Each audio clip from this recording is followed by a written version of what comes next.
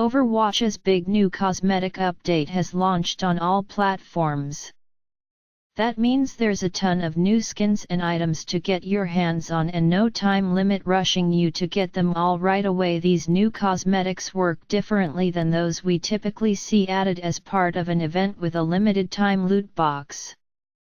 This update adds more than 100 new items to the base loot box.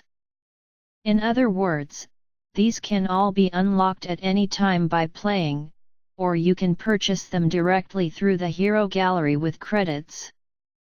Among the new items are 17 new skins, 12 legendaries, and 5 epics.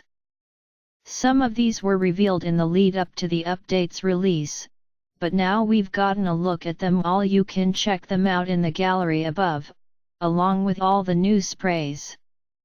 The update also introduces new player icons, emotes, highlight intros, and more, spanning all 26 characters in the game.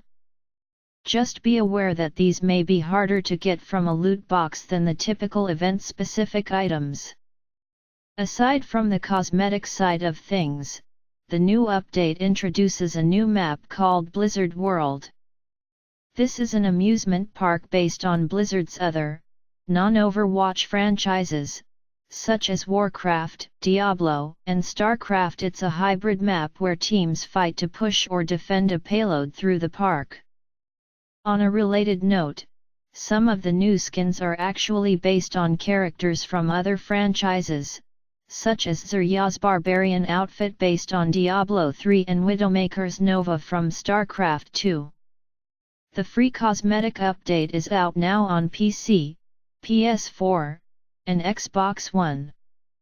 A new Overwatch hero is currently in testing, though we don't know how soon it will be released. Blizzard also has plans for a Lunar New Year event and will bring back the Uprising and Anniversary events in the coming months.